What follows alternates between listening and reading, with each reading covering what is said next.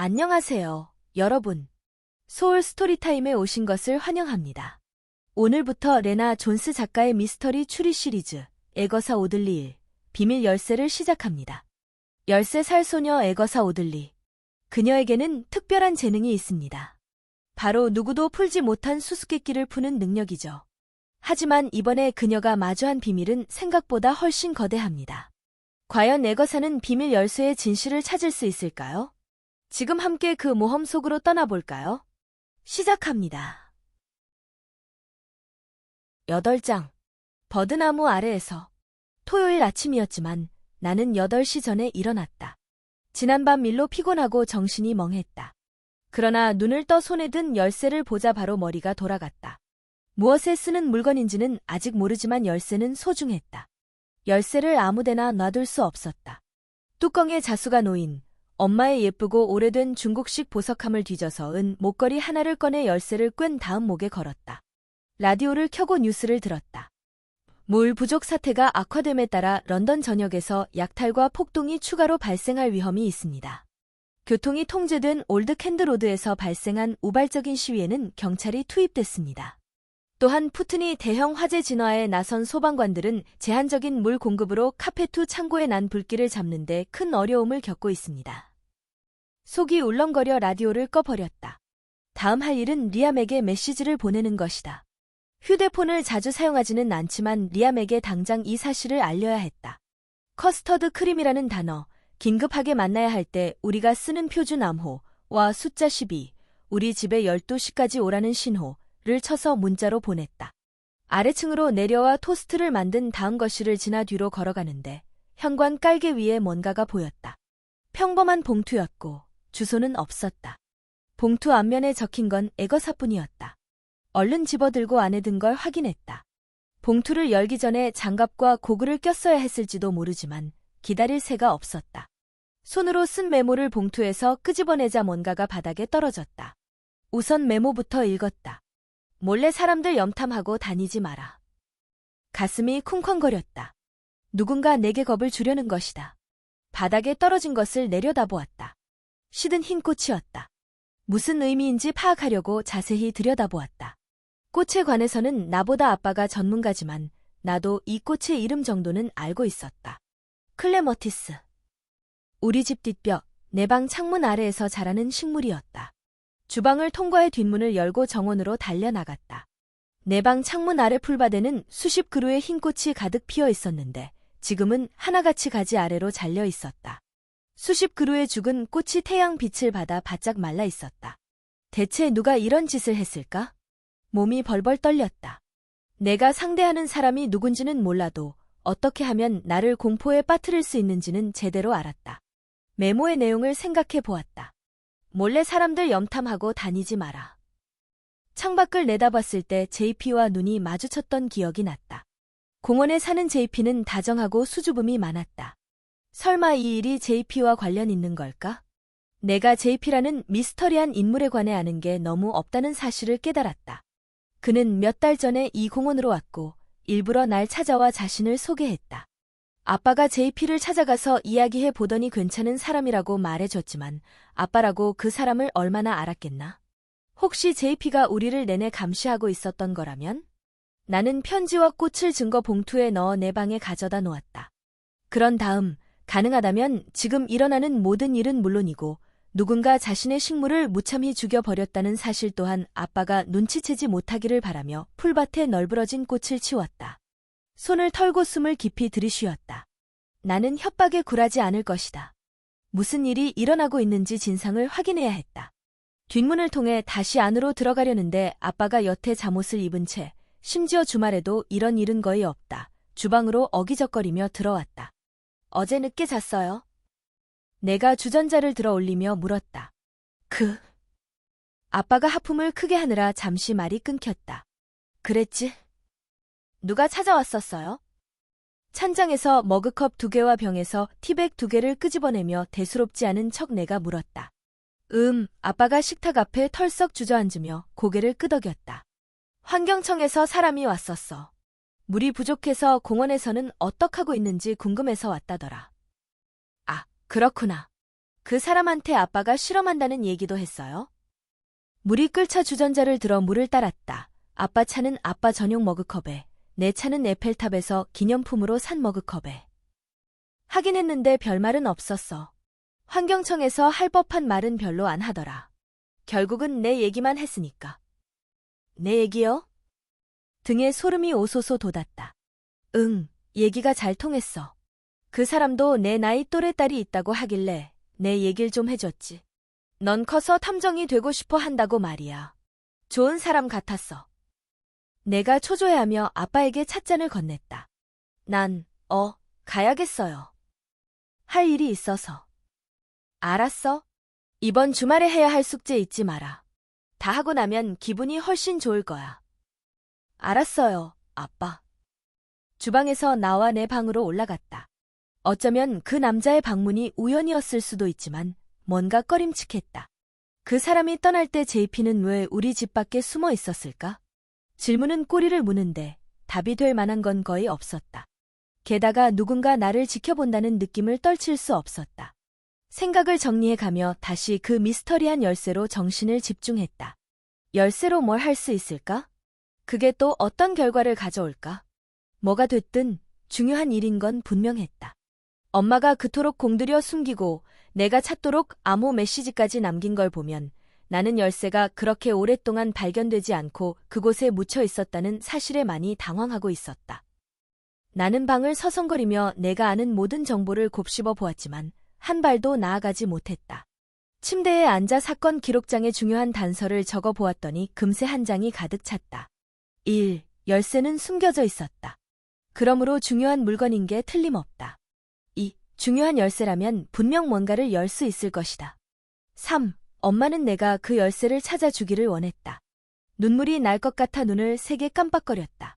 4. 그렇다면 열쇠로 무엇을 열 수 있는지 알려주기 위해 엄마는 내게 또 뭔가를 남겼을 것이다. 그러나 그 단서가 무엇인지, 내가 그 열쇠로 무엇을 해야 할지, 앞으로의 방향을 어디에서 찾아야 할지 도통 알 수 없었다. 그때 얼핏 바닥에 뭔가 떨어진 게 보였다. 작은 종이 조각이었다. 어젯밤 책에서 빠져나온 책갈피였다. 나는 소리치며 그걸 집어들었다. 열쇠를 발견한 데 흥분해서 이건 까맣게 잊고 있었다. 뒤집어 보니 책갈피는 작은 사진이었다. 여권 사진만 한 크기의 흐릿한 흑백 사진에는 터널이 있었다. 통로 끝에 작은 출입구가 있고 쇠막대들로 막혀 있었다. 어디서 본 듯한 터널이라 잠시 기억을 더듬어 보았다. 서펜타인 호수의 가장자리, 하이드 파크에 있는 터널이었다. 터널은 호수 바로 아래에 위치한 게 틀림없다. 난 늘 그걸 그냥 배수관이라고만 생각했었다. 좋아. 갑자기 다음으로 해야 할 일이 떠올랐고 나는 두려움에 떨었다. 1시간 뒤 나는 한 손에는 손전등을, 다른 손에는 가스마스크를 들고 머리부터 발끝까지 검은색 옷을 입고선 거창한 장화를 신은 채 철장으로 막힌 터널로 걸어 내려갔다. 가스마스크는 2차 세계대전 이후로 줄곧 우리 집 계단 아래에 있던 상자에 들어있느라 먼지가 잔뜩 쌓여 있었다. 아직 효과가 있는지는 알 수 없었지만 그러기를 희망했다. 내가 가진 물건 중에 그 빨갛고 끈적끈적한 유독 물질에서 나를 보호해 줄 수 있는 건 그것뿐이었다. 가장 중요한 건 내 주머니에 쇠창살을 여는 열쇠가 있다는 사실이었다. 아빠 방에는 공원 주변에 모든 창고와 출입구와 쇠살대를 여는 열쇠꾸러미 수십 개가 매달린 선반이 있다. 쇠창살에 맞는 열쇠를 찾는데 시간이 제법 걸렸다. 다행히 열쇠에는 서펜타인과 근처 시설이라는 이름표가 붙어 있었다. 내 목에 걸린 수수께끼의 열쇠처럼 생긴 건 없었지만 아주 오래되어 보이는 열쇠도 덜어 있었다. 나는 배수관으로 가는 짧은 경사로를 내려가 주위를 둘러보았다. 나를 보는 사람은 아무도 없었다. 사람들은 시원한 집에 있고 싶은 집 밖으로 나오지 않았다. 게다가 붉은 점액질을 흡입하면 온갖 질병에 걸린다는 소문까지 돌아서 사람들은 바깥 공기 마시는 걸 불안해했다. 뉴스에 따르면 수천 명이 이미 시골로 떠났고 에어컨 판매도 급증했다고 한다. 자물쇠에 아빠 열쇠 몇 개를 끼워 돌려본 뒤 꼭 맞는 것을 찾았다. 자물쇠가 손에서 딸깍하고 열렸다. 심호흡을 크게 한 다음 가스마스크를 썼다. 퀴퀴한 냄새가 났지만 방법이 없었다. 이곳에는 유독한 붉은 점액질이 더 많을 테니까. 손전등을 켜고 터널 안으로 들어갔다. 터널이 작아서 그곳을 통과하려면 몸을 바짝 웅크려야 했다. 콘크리트 바닥은 진흙투성이었고 아치 모양 터널은 벽돌이 허물어지고 있었다. 아직 붉은 점액질은 보이지 않았지만 익숙한 악취는 이미 나기 시작했다. 부디 가스마스크가 날 지켜주기를 바랐다. 이곳에서 무슨 짓을 하고 있는지 스스로 생각할 틈을 주지 않기 위해 서둘러 앞으로 나아갔다. 다리에 쥐가 나고 목이 뻣뻣해질 정도로 터널은 끝없이 이어지고 있었다. 바닥이 더 진창으로 변하더니 곧 뻑뻑하고 붉은 점액질이 고인 웅덩이가 나타났다. 손으로 벽을 짚고 발로 바닥을 두드려가며 조심스럽게 걸었지만 가스마스크의 작고 둥근 유리를 통해서는 앞이 제대로 보이지 않았다. 그러다 손이 벽을 놓치면서 발이 미끄러졌다. 땅에 세게 부딪히자 나도 모르게 입에서 욕이 나왔다. 차가운 진흙을 뒤집었었다. 손이 따끔거렸다. 장갑을 끼고 왔어야 했다고 후회했다. 손전등이 소나귀에서 빠져나가 쾅 하는 소리를 내며 땅으로 떨어졌다. 전구가 깨져 아무것도 못 보게 될까봐 두려웠는데 다행히 불은 계속 켜져 있었다. 크게 다친 곳이 없는지 살폈다. 부상을 입진 않았지만 숨이 찼다. 손전등을 집어들고 다시 일어났다. 이제 얼마 남지 않았을 거라고 되뇌었다. 몇 미터 아래 지하 터널로 가는 게 아니라 마치 높은 고도에 다가가는 듯 몸이 덜덜 떨리고 어지러웠다. 오른쪽으로 돌자 드디어 한결 높은 통로가 나왔다. 관절은 여전히 쑤시고 아팠지만 이젠 적어도 몸을 펼 수 있어 다행이었다. 앞에 출입구 같은 게 보였다. 손전등으로 그곳을 비춰보니 빛이 반사되지 않았다. 긴 동굴 같았다. 심호흡을 크게 했다. 여전히 불안했지만 짜릿하기도 했다. 곧 믿을 수 없는 뭔가를 발견하게 될 것 같았다. 손전등을 쥐고 계속 걸어간 다음 또 아무것도 없었다. 다음 공간으로 들어섰다. 동굴이 어마어마하게 크다는 사실만 확인했다. 나는 서펜타인 호수의 아래 벽돌로 된 거대한 아치 앞에 서 있었다. 천장에서 점액질 덩이가 뚝뚝 새어나왔다. 바닥에는 이미 물 같지 않은 점액질이 가득했다. 공간 전체가 텅 비고 버려진 것 같았다. 나는 가스마스크를 쓴 채 이를 악물고 잠시 그곳에 서 있었다. 호수 아래에서 내가 무엇을 찾고자 했든 그건 이곳에 없었다. 내가 찾았던 단서들은 그저 관심을 딴 데로 돌리게 하기 위한 미끼였을까? 하지만 엄마가 나를 헛수고하게 만들 리는 없었다. 나가려고 몸을 트는데 손전등 불빛에 뭔가가 스쳤다. 기름투성이가 된 마스크 유리 사이로 눈을 가늘게 뜨고 방금 봤던 곳에 다시 손전등을 비췄다. 주변 벽돌과는 색이 조금 다르고 나보다 키가 약간 작은 갈색의 뭔가가 있었다. 푹푹 빠지는 발을 억지로 움직여가며 벽에 가까이 다가가 보니 주철과 돌로 된 문이 있었다. 빗장 하나로 된 손잡이는 돌아가지 않았다. 그러나 그 밑에 열쇠 구멍이 있었다. 어떻게 아는지는 모르겠지만 내가 찾던 바로 그것임을 한눈에 알아봤다. 열쇠 구멍이 비슷하게 생겼기 때문일 수도 있고 어쩌면 문 자체에서 어떤 느낌을 받았을 수도 있다. 아니면 내가 이상한 나라의 앨리스를 너무 많이 읽어서 상상력이 커졌기 때문일지도 모른다. 이유야 뭐가 됐든 나는 목에 걸린 수수께끼의 열쇠를 풀어 자물쇠에 넣었다. 열쇠를 돌리자 부드럽고 자연스럽게 돌아갔다. 딸칵! 딸칵! 오, 이토록 달콤한 소리라니. 딸칵! 자물쇠가 풀렸다. 마치 꿈속을 걷는 것 같았다. 손잡이를 당기자 문이 부드럽게 열렸다. 안에서 금빛이 쏟아져 나와 손전등의 옅은 빛을 덮어버렸다. 아래를 보았다. 발치에 환영합니다라고 쓰인 깔개가 놓여 있었다. 깔개 앞에 작은 우산꽂이가 서 있었는데 안은 비어 있었다. 그리고 그 앞에는 아주 깨끗하고 뽀송뽀송한 고급스러워 보이는 붉은색 카페트이 깔려 있었다. 가스마스크를 벗고 출입구를 들여다보았다. 출입구는 벽에 등이 달려서 환했고 카페트이 깔린 복도는 두 방향으로 뻗어 있었다. 복도 벽은 대저택 내부처럼 멋진 참나무 판으로 장식되어 있었다. 문 근처에 받침대가 있고 그 위에 기록지와 펜이 놓여 있었다. 출입시간과 신분증 번호, 터널의 상태를 기록하는 일지 같았다. 내가 알고 싶은 내용은 없는 듯해서 맨 앞장으로 넘겨보았다. 문지기 조합점검 일지 38,261호. 이런 이상한 터널에 있기에는 너무 평범하고 뜬금없는 물건이라 믿기지 않는 눈으로 바라보는데 누군가 휘파람을 불며 통로로 내려오는 소리가 들렸다. 잠깐 동안 옴짝달싹 못하고서 카페트에 닿는 부드러운 신발 소리만 듣고 있었다. 그러다 재빨리 굴 안으로 도로 들어가 무거운 철문을 닫고서 열쇠를 더듬더듬 꺼내 문을 잠갔다. 나는 연기 때문에 숨을 헐떡이면서 터널을 내려오는 사람이 내가 움직이는 소리를 듣지 못했기를 간절히 바라며 잠시 어두운 곳에 서 있었다. 차가운 쇠의 귀를 바짝 가져다 댔다. 문 뒤에서 휘파람 부는 소리가 희미하게 들렸다. 휘파람이 멈추자 나도 숨을 참았다. 잠시 아무 소리도 없다가 다시 휘파람 소리가 들리더니 멀리 사라졌다. 나는 캄캄한 어둠 속에 혼자 서 있었다. 터널을 통과해 다시 한참을 더 걸었더니 머리부터 발끝까지 진흙과 점액으로 온몸이 더러워졌고 피곤함에 몸이 떨려왔다. 밖으로 나갈 수 있기만을 간절히 바랐다. 그러다 곧 햇빛이 비치고 새들이 노래하는 곳으로 나오게 되었다. 드디어 공원을 지나 걷기 시작했지만 안도는 잠시. 나무 아래에서 여자의 셋을 만났다.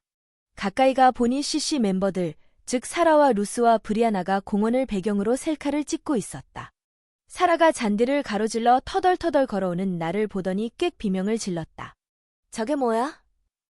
루스가 누구에게 하는지 모를 질문을 던졌다. 나는 가스마스크를 벗어 얼굴을 보여주었다. 에?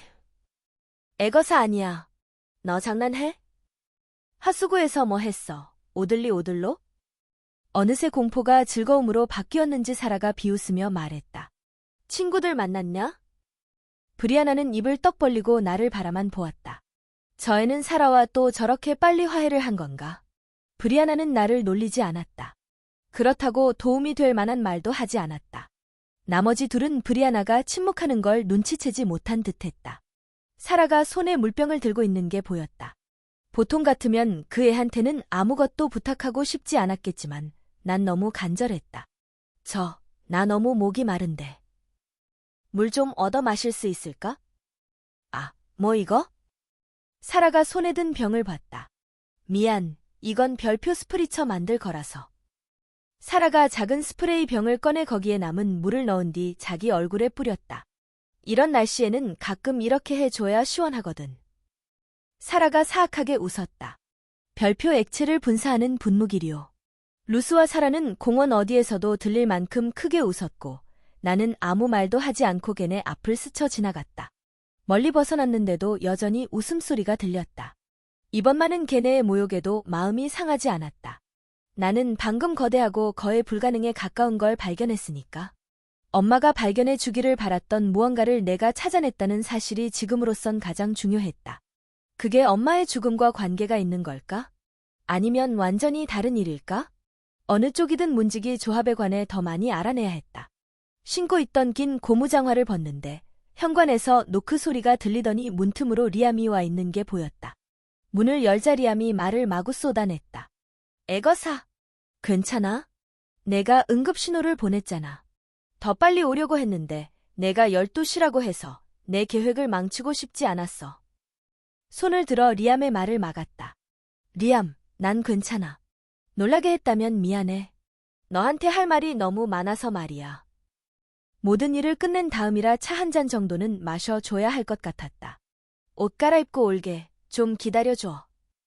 나는 터널의 점액질에 흠뻑 젖은 검은 청바지와 티셔츠를 가리켰다. 도대체 뭘 했길래? 리암의 눈이 휘둥그레졌다. 곧 말해줄게. 위층으로 뛰어가 얼른 네이비색 줄무늬 티셔츠와 발목까지 오는 바지로 갈아입고 빨간 벨트와 끈으로 묶는 빨간색 펌프스를 신은 다음 엄마의 열쇠를 티셔츠 목 안으로 밀어 넣었다. 그러고는 공책을 들고 다시 아래층으로 내려갔다. 리암을 거쳐 현관으로 걸어갔다. 야, 우리 오랑제리에 갈 거야. 내가 어깨 너머로 말했다.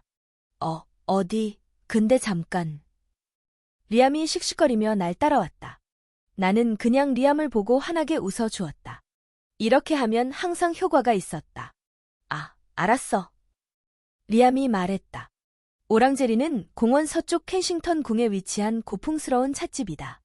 우리는 자갈을 밟고 올라가서 이전에는 수련잎과 물꽃들이 가득했지만 지금은 붉은 덕거기로 엉망이 된 카페 앞 둥근 호수를 지나갔다. 여느 때라면 오랑제리 밖에도 테이블이 있었을 테지만 연못에서 나는 악취 때문에 테이블은 모두 안으로 들여졌고 문과 창문도 내려진 채였다. 리암이 부드러운 레이스가 달린 창문 앞에 멈춰 섰다. 꼭 이래야 해. 그냥 벤에서 아이스크림이나 몇 개 사 먹으면 될 텐데.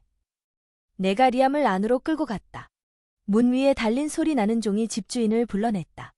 언젠가 나는 진상 고객 때문에 고생하는 오랑제리의 수석 웨이터 워스 씨를 도와주었다. 그 일이 인연이 되어 워스 씨와 특별한 관계를 유지하고 있는데 리암은 그 사연을 몰랐다. 그 뒤 워스 씨는 내게 항상 모양이 흐트러진 머랭이나 완벽하지 않은 스콘을 주곤 했다. 안녕, 오들로 양. 안녕하세요, 워스 아저씨. 둘이 앉을 테이블 부탁해요. 내가 활짝 웃었다. 넵, 워스 씨가 윙크를 하며 우리를 안쪽 테이블로 안내했다. 카페 안은 여전히 천국 같았다. 벽은 티 하나 없이 희고 깨끗했으며 웅장한 고대 코린트식 기둥과 미끈한 커튼이 돋보였다. 우리는 블레이저를 차려입은 남자들과 샤넬 드레스를 입은 여자들이 조용조용 대화를 나누는 테이블을 거쳐 안으로 쑥 들어간 뒤 조지 2세가 궁중회의를 열곤 했던 별표 F스 하나를 조금 비켜나 자리를 잡고 앉았다. 별표 보통 교회 따위의 동쪽 끝에 있는 반원형 혹은 다각형의 돌출부. 근데 너 괜찮아? 리암이 물었다. 응, 조심스레 대답은 했지만 새롭고 헷갈리는 정보가 너무 많이 들어와서 머릿속이 벌집을 쑤셔 놓은 듯했다. 어쩌면 난 너무 많은 정보를 한꺼번에 알아버려서 괜찮지 않은지도 모른다. 어쨌든 들어봐. 나 너한테 할 얘기가 너무 많아. 때마침 차와 머랭이 도착했다. 리암은 내가 얼른 이야기해 주기를 간절히 바랐지만 나는 조금 기다렸다. 웨이트리스가 자리를 뜨자 나는 컵에 차를 따른 뒤 각설탕 하나를 넣고선 뜨거운 차를 홀짝였다. 이제 준비가 됐다. 어젯밤에 먼저 브리아나의 집에 침입 아닌 침입을 했고 그 애의 비밀 공간을 봤다는 이야기부터 시작했다. 그때 딸기잼과 함께 스콘과 크림이 도착했다. 나는 이야기를 멈추고 스콘에 크림을 펴 바른 뒤 그 위에 잼을 넉넉히 얹었다. 한입 베어 물자 맛있어서 절로 미소가 지어졌다. 수석 웨이터가 우리를 아주 극진히 대접했다. 애거사. 리암이 스콘 하나를 집어들며 씩씩거렸다. 얼른 얘기 좀 해. 나는 어젯밤에 수상한 사람이 우리 집을 방문한 이야기며 열쇠를 발견한 이야기, 서펜타인 호수 밑에 가봤다는 이야기까지 했다. 문지기 조합과 비밀 통로 이야기를 하는 동안 리암의 눈이 점점 커져갔다. 리암은 앞에 놓인 차가 차갑게 식어가는 것도 아랑곳하지 않고 말없이 이야기에 집중했다. 내가 말을 마쳤는데도 리암은 아무 반응이 없었다. 잠시 몽상에 빠진 것 같아 보였다. 리암? 내가 리암의 옆구리를 푹 찔렀다. 응? 아, 미안. 한꺼번에 너무 많은 얘기를 들어서. 그래서? 믿기긴 하니? 하이드파크 지하 터널에 비밀 조직이 있다는 게? 리암이 차를 내려다보더니 다시 나를 올려다보았다. 그럼 넌 너희 집에 온 남자가 누구라 생각해? 리암은 몹시 걱정스러운 표정이었다. 난 리암이 놀라고 흥분하기를 기대했는데 걱정이 모험심을 이겨먹은 듯 보였다. 나는 좀 김이 샜다. 잘 모르겠어. 아빠 말로는 환경청 사람이라는데. 말을 하면서도 딱히 믿기진 않았다. 애거사, 조사를 멈춰야 한다고는 생각하지 않아? 너 다칠까봐 걱정돼. 하지만 리암, 분명 무슨 일이 일어나고 있잖아. 우리는 거대한 걸 발견했어. 문지기 조합이라는 수상한 조직이 붉은 점액질이 배후에 있는 것 같아. 그 사람들이 터널을 이용해 지하로 잠입한 다음 런던을 오염시키는 것 같다고. 그럴지도. 리암은 반신반의하는 듯했다. 하지만 말이 안 돼 애거사, 하나같이 너무 위험해. 내가 받은 편지. 너도 말했잖아. 이건 차를 잃어버리거나 자전거를 도둑맞는 일이 아니야. 누군진 모르겠지만 힘이 센 사람들 같아. 내가 개입하면 널 해칠 거야. 분명 그렇게 경고했잖아. 난 그런 일이 일어나게 할 수 없어. 리암, 난 걱정 안 돼. 이게 내 안전보다 더 중요한 일이야. 내 걱정은 안 한다 쳐도 너희 아빤? 대답을 하고 싶었지만 할 말이 없었다. 바위를 삼킨 것처럼 속이 무겁고 언짢았다. 리암의 말이 옳았다. 계속 조사를 하면 아빠의 안전이 위협받을 수 있었다. 그러다 엄마 생각이 났다. 엄마는 분명 내가 그 열쇠를 발견해 주기를, 터널을 찾아 주기를, 그리고 조사해 주기를 원했다. 엄마를 실망시킬 수는 없었다. 리암에게 이걸 말해 주려고 입을 여는데 마침 워스 씨가 은쟁반을 들고 옆에 나타났다. 에헴. 워스 씨가 헛기침을 하며 윙크했다. 워스 씨가 은쟁반을 내려놓자 그 위에 놓인 봉투가 보였다. 동판 인쇄 글씨로 깔끔하게 애거사 오들로 양에게라고 적혀 있었다. 이거 누가 가지고 왔는지 보셨어요? 워스 씨가 고개를 저었다. 나는 쟁반에서 편지를 집어들고 워스 씨가 떠나기를 기다렸다. 내가 여기 있다는 걸 어떻게 알았지? 워스 씨가 멀어지자 리암이 물었다. 나도 그게 궁금해. 초대받지 않은 손님처럼 우리 파티를 망쳐버린 봉투를 내려다보았다. 꺼내봐, 얼른. 응. 봉투를 찢고 짧은 메모를 꺼냈다. 봉투에 쓰인 것과 같은 깔끔한 서체였다. 나는 숨을 깊이 들이쉬었다. 문지기 조합? 리암이 귓속말했다. 서펜타인의 지하, 카페투이 깔렸다는 그곳 말이지? 그런 것 같아. 자, 여러분. 오늘은 레나 존스의 에거사 오들리 일, 비밀 열쇠 8장까지 함께 들으셨습니다. 에거사의 추리가 점점 더 흥미진진해지고 있네요. 과연 다음 챕터에서는 어떤 새로운 단서가 등장할까요? 다음 이야기에서 만나요. 편안한 밤 되세요. 안녕.